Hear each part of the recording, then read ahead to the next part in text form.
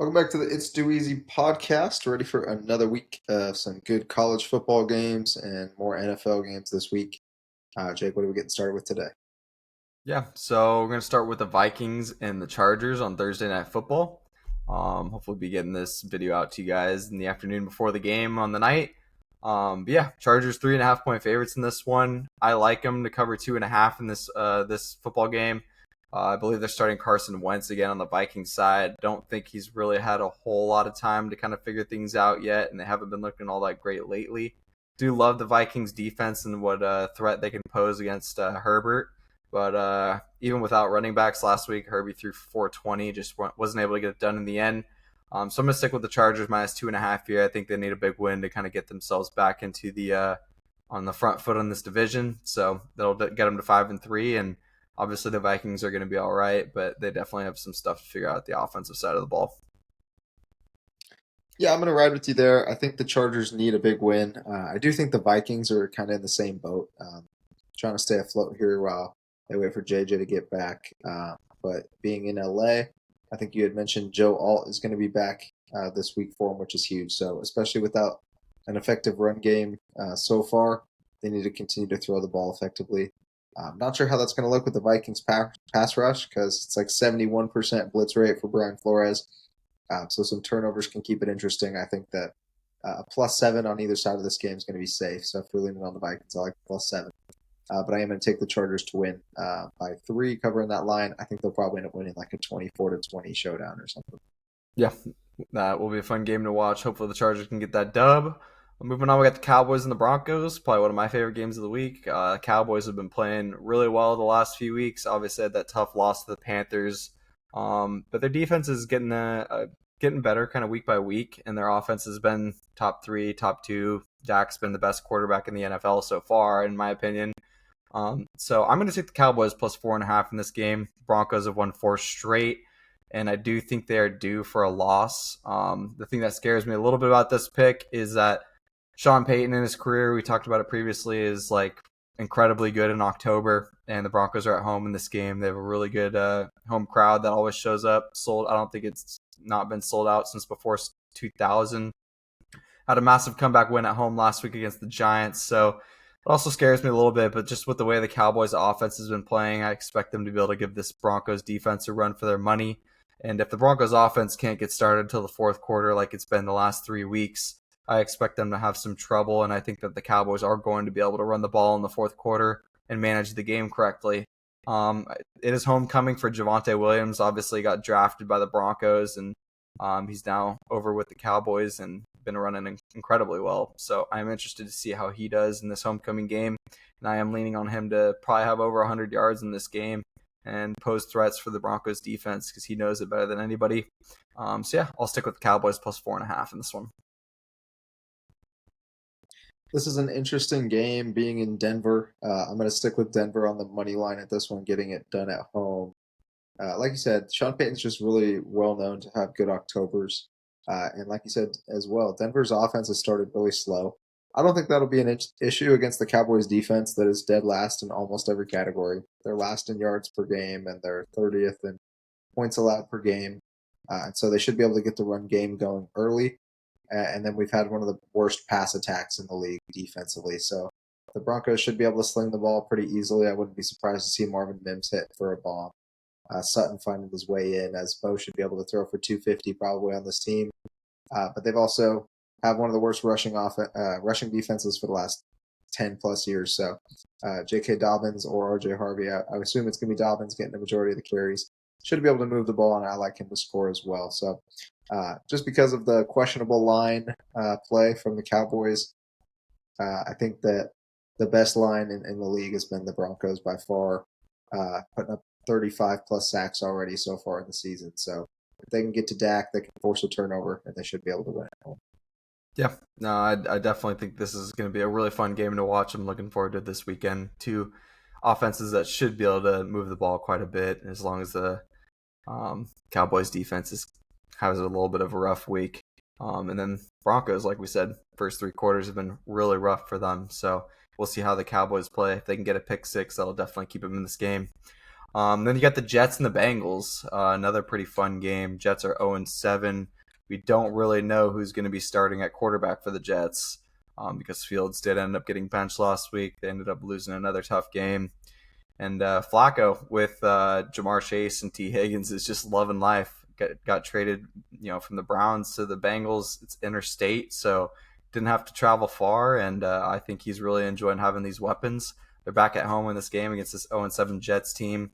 We talked about it a little bit last week. I think this Jets defense is much more fraudulent this season than they've been in the past. They can't really rely on them as much, even though they have had quite a few low-scoring games.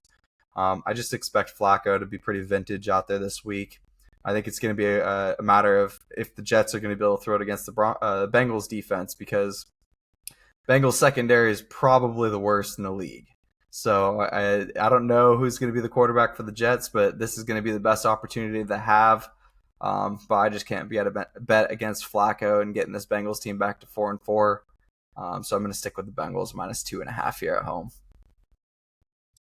I love buying the Bengals down to 2.5. I feel like it could be a game where they win by two again. But the Lions, I think, at 6, and the Jets have been terrible. I think they're one of the worst two coach teams in the league.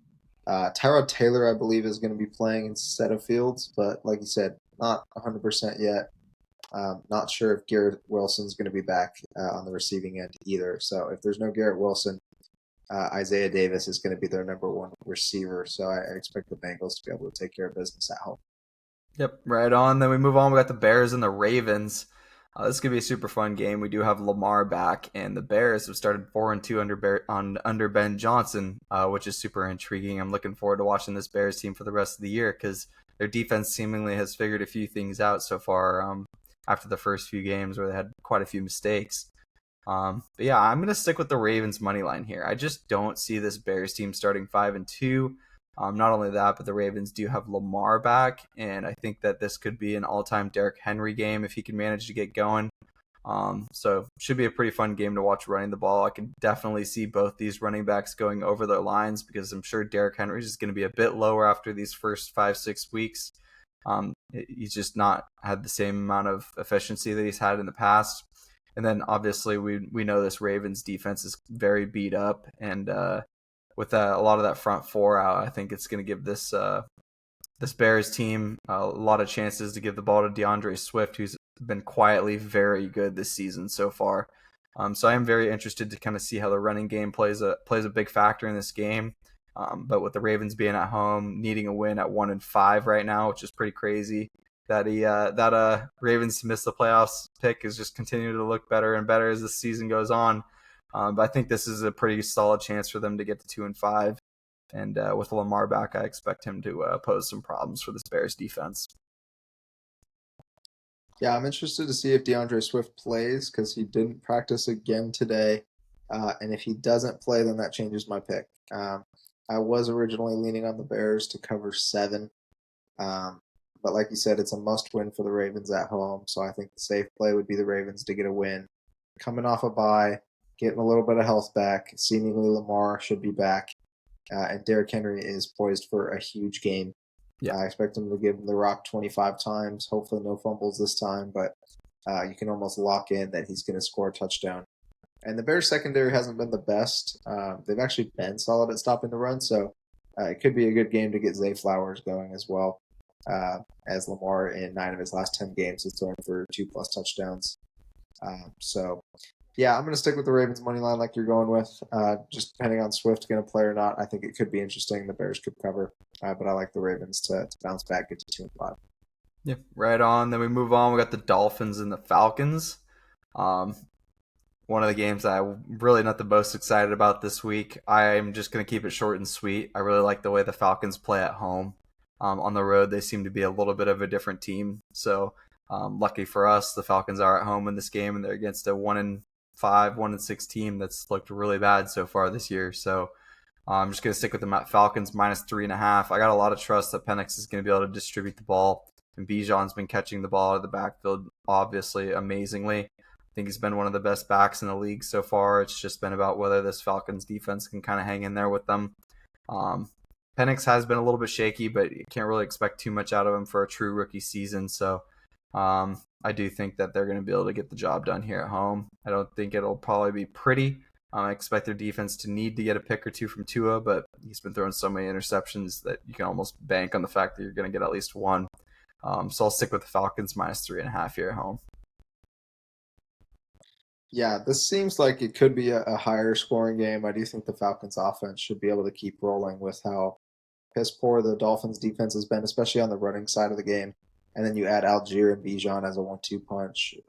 Bijan should go for at least 80. I could see Algier adding 50, both of them to get in the end zone. But I don't know how the Falcons defense is going to react either, just because Waddle and A Chain are quick and can be on the move, and the Falcons defense hasn't been phenomenal.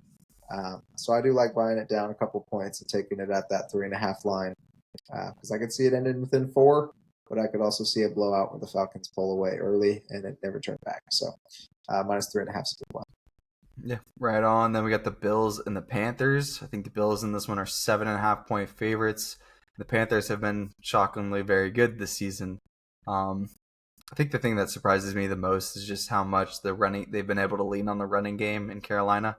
Obviously, those two running backs are phenomenal, but I was not expecting their O line to be able to give them as many creases in the defense as they have. And it's been pretty impressive to watch the Panthers so far after a rough couple seasons. Um, that being said, the Bills are 7.5 point favorites on the road here. I think that they are due for a big bounce back win. They've been kind of uncharacteristically turning the ball over, which I expect to be changed in this game. I think Josh Allen's going to be able to get this team ahead early in the game, and they'll be able to hang on to it late. So I'm going to stick with the Bills -6 and buy it down a little bit. Does scare me a little bit just because of how well the Panthers have been playing, especially at home. But I just think that the Bills are going to be able to give them all kinds of fits, and the Panthers haven't quite dealt with a quarterback like Josh Allen so far yet this season. Yeah, to add on to that, the Bills are also coming off a bye week. Yeah, So they true. should be rested, and they should have Ed Oliver as well as Matt Milano back on the defensive end. I think Matt played in the last game, but Ed was still out. But that's a big part of their defense, especially stopping the run. And like you said, that's what Carolina's been depending on. So assuming you got Matt Milano and Oliver back there, they should be able to stop the run, make Bryce throw it, and he's thrown a lot of picks, even though they're 4-3 this year. So Buffalo should be able to get it done. It scares me a little bit just because the Panthers have covered in 9 of the last 10 home games that they've had as an underdog. Uh, so, like you said, it's at 7.5. I think I'm going to take it down to 5 and probably lock it in at Bills -5. Yep, right on. Then we move on. We got the Niners and the Texans. Texans are 1.5 point favorites in this game here at home. These are two teams that are incredibly beat up. Um, but I can't believe the Texans were able to keep themselves in that game so long on Monday night against the Seahawks in Seattle. It just felt like the Seahawks owned both the offense and defensive lines were just crushing in that game. I think if it weren't for the 4 turnovers on the offensive side of the ball, it would have been an absolute blowout. But the Texans defense is for real. I do really enjoy watching them play. And they didn't lose interest in the entire game, which is good to know.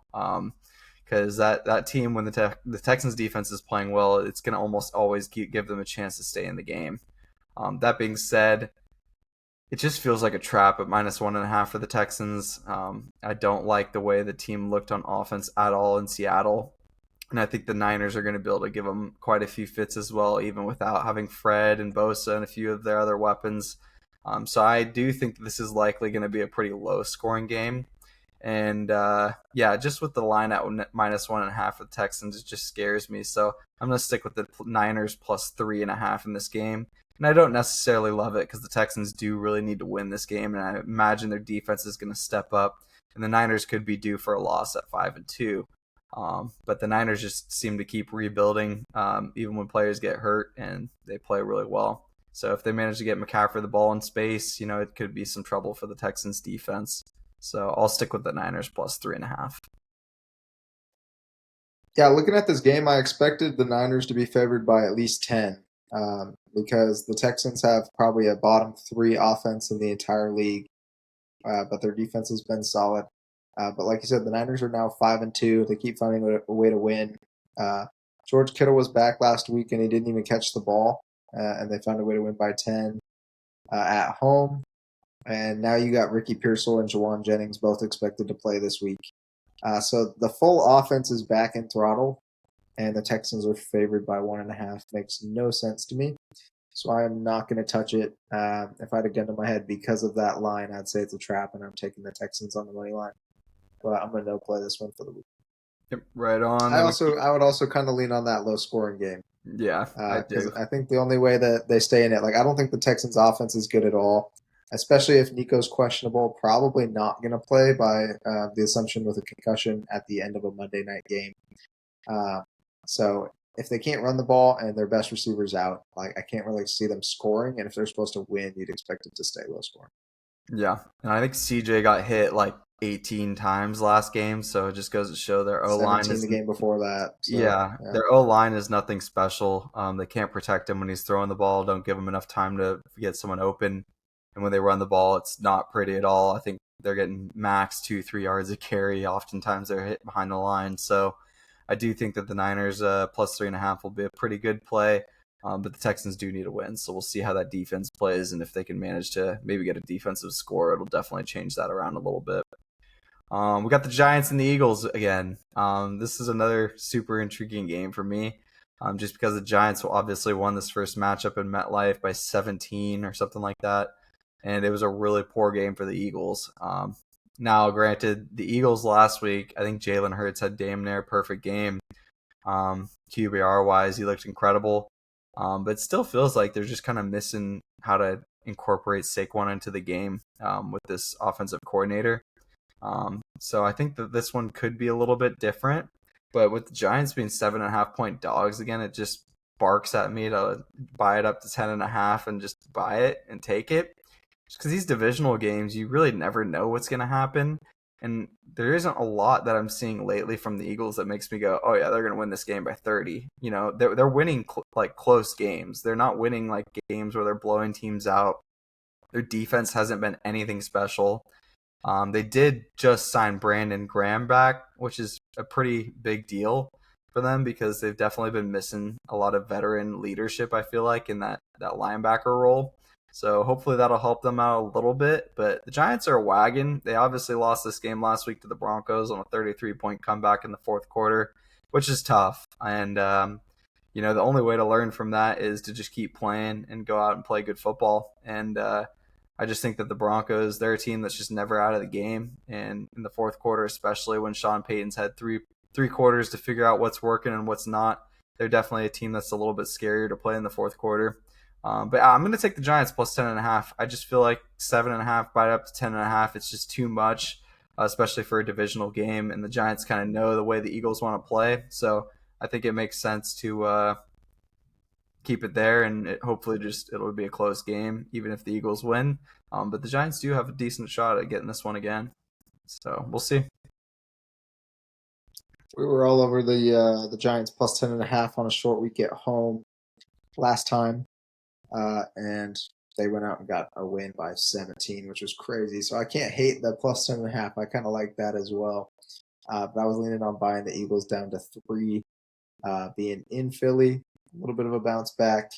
Um, yeah, like you mentioned it, their offense has not been able to get going running the ball, and they barely pulled off a win against the Vikings with a perfect QBR and Jalen Hurts. So Yeah. if Jalen's not using his legs and Saquon's not going, then Giants could go out there and get another one. But if they're able to find a way to get Jalen to use his legs early, that should open up the field a little bit for Saquon. Even if it's catching out of the backfield, I think that should be something that they could get him involved in to open up the rest of the field. And I just think the Eagles haven't looked good yet. They're one of the worst teams I think that are at 5-2, I believe. But I think that they're going to get a win at home and try and keep that division out of reach from the Giants and or Cowboys that are a couple games behind. Yep. Next, we got the Browns and the Patriots. I know this is definitely one of your favorite games of the week. Um, yeah, Patriots are another one of those teams that just feels like 5-2 doesn't seem quite right for this team. I have harped on their defense. Their defense is incredible to watch. I do really enjoy that part of the ball for the Patriots. Drake May's been incredible, 20 plus yards down the field. But this Browns defense is a different beast. They keep themselves in games, and I would say last week the Browns defense single handedly won them the game. If they keep playing like that, they're going to give Drake May a run for his money in this game. So I like buying the Giants up to 10 and or sorry, buying the Browns up to 10.5. I think they're 6.5 or 7.5 point dogs in this one. So buying it up to 10.5 feels right. I still feel like Dylan Gabriel, he's played well, but he hasn't played as well as he can. And this is going to be a good chance this week to see kind of what he can do, because this Patriots defense is definitely not going to make it easy on him. But we know for sure that this Browns defense is going to be hard to play against for Drake May. So I'm curious to kind of see where this game ends up. But for now, I'll just keep with the Browns plus 10.5 here on the road against the Patriots. Yeah, who knew I'd be saying that my favorite game of the week 2 weeks in a row is the Browns to get 2 wins back to back. You heard it here first. They're going to come out with a win against the Patriots. I was talking to a buddy a couple days ago about how he asked me who is the worst 5-2 team in the league, and I said without a doubt the Patriots. They've beaten the 1-6 Dolphins, the 1-6 Titans, the 1-6 Saints. They lost to the Raiders. Uh, and yes, they beat the Bills, and that's their Super Bowl every year. That's the team that they come out and they play. And we had mentioned they've won, I think, what was it, 9 of the last 12 now in that matchup, because it is their Super Bowl. It's a division big game. But they're not that good. They really aren't. They're solid. They should be a playoff team, as we talked about preseason.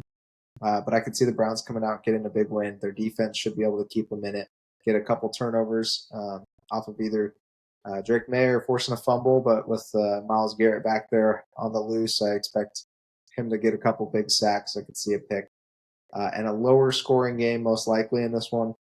And then the Browns last week, like you mentioned, they're a little bit of a wagon, not only defensively, but they ran the ball really well. Quinshawn had almost 100 yards and 3 scores yet again.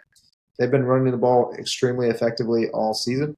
And if they're able to run it and finish drives with touchdowns, I think they can definitely win the game. If they get field goals, it'll be closer, but I think that they easily cover a 7.5 point line. Yeah, right on. We got the last 3 or 4 in this week. We got the Bucks and the Saints. Another super intriguing divisional matchup here, just because obviously the Saints haven't been great. We expected that from the start of the season. But I must say, Rattler has actually looked a lot better than I expected. Obviously, he's kind of learning this season. In big moments, he hasn't been all that great. But I do think this is going to be a fun game, because the Bucks are missing Godwin, they're missing Mike Evans. I'm not sure what the status is on Emeka. He obviously played this last week. It didn't look like he had a whole lot of issues, but they couldn't really get the ball to him a whole lot.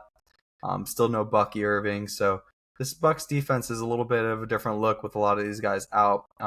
Granted, it has opened it up for Tez Johnson, who I absolutely love out of Oregon. He has scored the last 2 weeks and has been phenomenal to watch. So I look forward to watching Tez again for yet another week. And the Bucks defense, it's just kind of a question mark for me right now. It feels like they're kind of middle of the road. They need to figure out kind of what their identity is, because it seems like sometimes they are really good at stopping the run, and sometimes they're not. And then the secondary, I think, is pretty questionable. When Gibbs broke through the first line, it felt like it was just straight to the house. So secondary scares me quite a bit, actually, for the Bucks. But yeah, once again, you got to get past Vita Vea, and unless you're running the ball away from him, that's going to be pretty tough to do. So I'm going to stick with the Bucks minus 2.5 in this game. I don't know exactly where the line is. I think it's like 6.5, 7.5. But that just scares me way too much on the road in a divisional game. So I'll just stick with the Bucks minus 2.5. I think they have enough playmakers to score a bit more than the Saints, and I'm just going to trust that their defense, after an off week last week against the Lions, that they'll be able to kind of right the ship and get to Spencer Rattler a little bit more than they were to Goff. Yeah, I don't hate that. Uh, I mean, we talked about Saints are probably going to be the worst team in the league. I could see them going over. However, they won one game this year, and I had them winning it against the Giants. So I'm going to take them again at +7 against the Bucks. It's a divisional. It's at home, and the Bucks are just extremely beat up. So I can't see much offense on either side of this. So I could see under 43 being a good play as well. I honestly could see this being under 30 points, like a low scoring 10-13, 17-13. Yeah. At least to cover for the Saints. I really do think that they could go out there and get their second win of the season in this one. Like you'd mentioned, their offense hasn't been horrible, but even when they've been keeping it close, there's been a lot of turnovers. And so I wouldn't be surprised if Rattler had a couple more. But I think it's going to be whoever puts the most field goals on the board rather than just going for it on every fourth down because I feel like it's going to be low scoring. So taking the points might be a good one for the Saints +7 at home this one. Yeah, right on. Then we got the Titans and the Colts. Not too much to say about this game in general. But obviously, the Titans have been really bad this year. They probably shouldn't have even won the one game. Or not probably. They shouldn't have won the one game that they won. Just kind of crazy wackadoodle plays against the Cardinals. And the Colts have been incredible. I think they're 14 and a half, 15 and a half point favorites in this game. I think that they're going to have no issue here with the Titans, but judging on the fact that the Titans defense can get the occasional turnover here and there, I do think that it's possible. But this Colts offense starts with running with Jonathan Taylor. Their O-line's been incredible. And if they can get Jonathan Taylor in this game, it's likely going to end up being a blowout. I think it's somewhere like 34-10, maybe 34-13, something along those lines. But in case the Titans defense does manage to get a fumble for a score, or pick six, or just something weird happens, I do think there is a slim chance that they manage to cover the 14, 15 and a half. So I'm going to buy the Colts down to 9.5 in this game. Yeah, it just feels kind of funky for me at 14 and a half, 15 and a half. And obviously the Colts are probably the best team in the NFL so far this season. I expect that to continue. I don't think they're going to have trouble winning the game. But 15, 14, 15 and a half is a lot in the NFL. So I'll just stick with buying it down to 9.5 for the Colts at home here. Yeah, realistically, the Colts should win this game by 30. But with that big of a line, especially with how these teams have looked, Colts dominant, best team in the NFL, Titans arguably on 3. So most people should be coming in on -14, and as I would expect, I like buying it down. I think even if you take it down to -7, you could be safe there, and then you can add on Jonathan Taylor rushing yards because the Titans are second worst rushing defense in the league. So you could buy Jonathan Taylor down to 80 yards. He'll probably score as well, but if you buy it down to 80 yards, take the Colts at -7. You should get pretty close to even money rather than taking a 15. Yep, I do like that as well. Then we got the Packers and the Steelers. Aaron Rodgers going to be continuing his revenge tour, crushing with the Steelers so far. Obviously, had a bit of a tough loss against the Bengals last week with Flacco. But that was an incredible game to watch. I think the two old heads threw like 700 yards combined and like 7 or 8 touchdowns. So super fun game to watch. I love betting for Rodgers here in this game against the Packers. You and I talked about this a little bit before the podcast. The only team that Aaron Rodgers has yet to beat in the NFL is the Packers. And this was the team he was obviously with for a super long time that gave up on him. So I think he's going to be wanting some vengeance in this game. I think that the Steelers O-line out of all is going to be able to give the Packers D-line a run for their money. And I just trust that when the ball is in Aaron Rodgers' hands, he's going to be able to take care of it. He's going to be able to find DK at some point. He's going to break a long one in this game. And so for that reason, I'm going to take the Steelers +4.5 here at home against the Packers. Also, the Packers, it just feels like on every random occasion, they just drop a game for whatever reason. I don't know if that's due to Jordan Love just not being a vet yet, or they're too young just in general as a team. But I feel like this is a pretty good moment here for the Steelers to go and swipe one from the Packers after losing that tough game in Cincy. Yeah, the Packers have honestly not looked good all year. I've been waiting for them to put together a complete game, and I've yet to see it. Kind of similar to the Eagles, where they're getting wins barely, potentially losing some. Like they probably should have lost against the Cardinals last week, 1-4, but it's in Pittsburgh, and Pittsburgh's getting 4, so I'm gonna take them to cover the 4. You mentioned it, Aaron Rodgers would be the 5th quarterback ever to beat all 32 NFL teams if he can get a win against the Packers, and so I think he's gonna do well slinging the football this game. The Packers have a really good rush defense, so I don't see too much happening there for Jalen Warren. Maybe getting him out of the backfield to get going. My favorite plays in this game might just be both kickers to get 2 field goals. I think it could be a field goal shootout where we get just like 15-18 or something like that. Stupid. The Steelers, I think, are going to try and get a win here to bounce back. We had mentioned last week, I think they're the worst 4-1 team I've ever seen in my life, and took the Bengals there 4. So I don't love it this week because I think the Packers on paper are a much better team than this old Steelers team.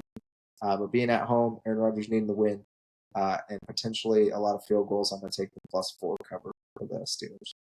Yeah, right on. And I didn't really get a chance to this, but my favorite player prop in this game, TJ Watt's been on an absolute tear the last couple games, so I expect him to go over a half a sack. And if the number is over 1.5, I would take that as well. I expect him to be able to really affect the ball this game if the Steelers are going to win, and they're at home, so this crowd's going to be rallying them up. So I do love TJ Watt to definitely be getting his butt in the backfield a lot this game. Then we get last game, Commanders and the Chiefs on Monday Night Football. What a joy. Not my favorite game of the week, honestly. The Commanders, I was expecting their defense to be a whole lot better than they are. Obviously, had a really tough game last week against the Cowboys. Cowboys kind of made them look like a college team, honestly, with how well their offense was able to move the ball in the Commanders' defense. And that scares the crap out of me because Patrick Mahomes just got Rashee Rice back in the last couple weeks. They've been incredible to watch, beating the Lions bad, and then obviously last week got another huge win. So I think that the Chiefs are likely going to be able to end up spanking some booty in this one. But yeah, I'm just going to end up no playing it. I think with the line at 12.5, it scares the hell out of me because in the NFL, obviously anything can happen. There's a lot of reasons for games to stay close. But if I had to choose something, I'd probably take the Chiefs at -9.5. But yeah, I'm just going to stick with the no play in this game just because it's Monday Night Football and anything can happen. I don't think Jaden Daniels is going to be playing with his injury. So we'll see what Mariota can do. Yeah, this line is disgusting for a Mariota team going on the road. 12.5 is strange. It's just kind of like the Raiders' 11.5 point line last week that I didn't love. So Yeah. definitely don't hate the no play. I would be leaning on buying it to +14.5 for a cover. Like if the Commanders can somehow get 14 on the board, I think their defense can hold the Chiefs to a couple field goals. So same thing, I could see Butler getting 2 field goals and keeping it a little more on the lower scoring side in a cover.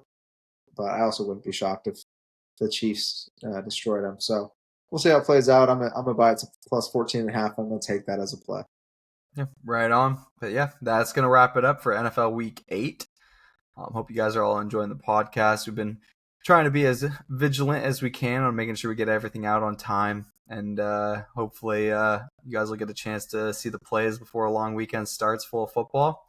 And yeah, we'll see you guys back next week for NFL Week 9. And rock on. Hope your team wins. Peace.